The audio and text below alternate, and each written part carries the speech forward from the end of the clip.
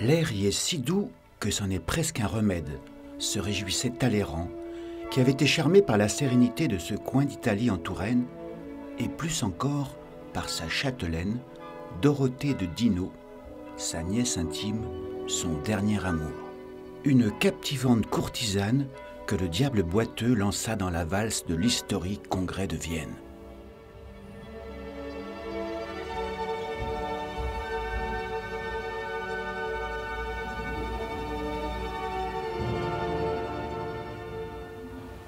Vienne, toute ma destinée est dans ce mot, est-elle écrit.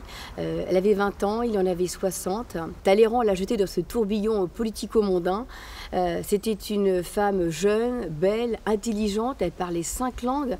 Alors évidemment, Talleyrand l'a utilisée à bon escient pour arriver à des fins diplomatiques.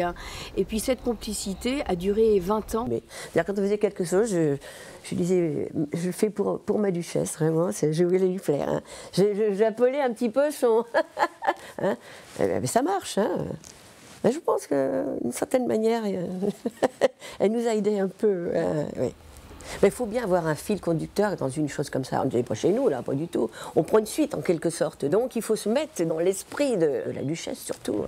D'une femme à l'autre, ou plutôt à 4 autres. Rochecotte est un château de femmes, on peut le dire. Il y a eu d'abord bien sûr la duchesse de Dino, il y a eu sa fille Pauline de Castellane, et puis après ma mère, lorsque mes parents ont repris ce domaine, ma mère effectivement a eu un rôle important dans ces lieux, et puis il y a nous trois, ma sœur aînée Emmanuelle qui est en cuisine, Isabelle qui est à la réception et l'hôtel, et puis moi-même qui m'occupe de la communication. Un château de femmes, certes. Mais à Rochecotte, on revient toujours à ce Talleyrand gourmand qui, bien qu'ayant traversé 3 régimes, n'en fit jamais aucun. Son seul nom aiguise déjà l'appétit.